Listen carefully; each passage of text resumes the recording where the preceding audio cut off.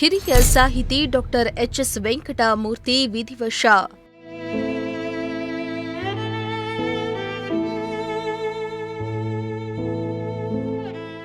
ಬೆಂಗಳೂರಿನ ರವೀಂದ್ರ ಕಲಾಕ್ಷೇತ್ರದಲ್ಲಿ ಅಂತಿಮ ದರ್ಶನ.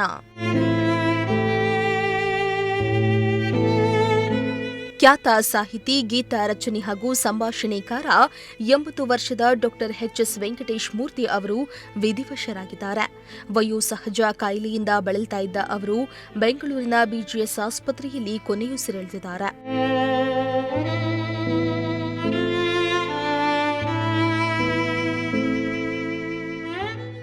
ಅನೇಕ ಚಿತ್ರಗಳಿಗೆ ಹಾಡುಗಳು, ಕತೆ ಮತ್ತು ಸಂಭಾಷಣೆ ಬರೆದಿದ್ದ ಅವರು 85ನೇ ಕನ್ನಡ ಸಾಹಿತ್ಯ ಸಮ್ಮೇಳನದ ಅಧ್ಯಕ್ಷರಾಗಿದ್ದರು. ವೆಂಕಟೇಶ್ ಮೂರ್ತಿರವರ ನಿಧನಕ್ಕೆ ಅನೇಕ ಗಣ್ಯರು ಸಂತಾಪವನ್ನು ಸೂಚಿಸಿದ್ದಾರೆ.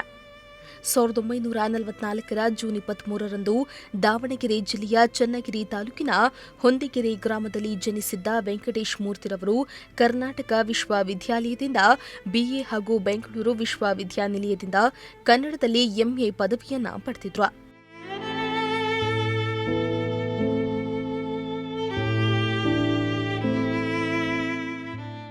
ಕಾದಂಬರಿ, ಕತೆ, ವಿಮರ್ಶೆ, ಕವನ, ಮಕ್ಕಳ ಸಾಹಿತ್ಯ, ಸಿನಿಮಾ ಸಾಹಿತ್ಯ, ರಂಗಭೂಮಿ ಹೀಗೆ ಎಲ್ಲ ಸಾಹಿತ್ಯ ಪ್ರಕಾರಗಳಲ್ಲಿಯೂ ಎಚ್.ಎಸ್. ವೆಂಕಟೇಶ್ ಮೂರ್ತಿ ತಮ್ಮ ಪ್ರತಿಭೆಯನ್ನು ತೋರಿಸಿದ್ರು.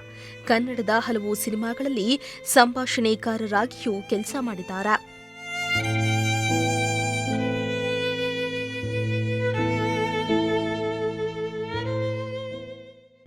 ಕನ್ನಡದಲ್ಲಿ ಕಥನ ಕವನಗಳು ಎಂಬ ಮಹಾಪ್ರಬಂಧ ಮಂಡಿಸಿ ಪಿಎಚ್ಡಿಯನ್ನ ಪಡೆದಿದ್ರು.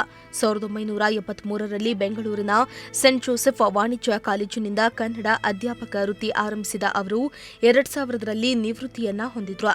ವೆಂಕಟೇಶ್ ಮೂರ್ತಿರವರ ಪಾರ್ಥಿವ ಶರೀರದ ಅಂತಿಮ ದರ್ಶನಕ್ಕೆ ಇಂದು ಬೆಳಗ್ಗೆ 11 ಗಂಟೆಯಿಂದ ಮಧ್ಯಾಹ್ನ 2 ಗಂಟೆಯವರೆಗೆ ಬೆಂಗಳೂರಿನ ರವೀಂದ್ರ ಕಲಾಕ್ಷೇತ್ರದ ಹಿಂಭಾಗದ ಬಯಲು ರಂಗಮಂದಿರದಲ್ಲಿ ವ್ಯವಸ್ಥೆಯನ್ನ ಕಲ್ಪಿಸಲಾಗಿದೆ.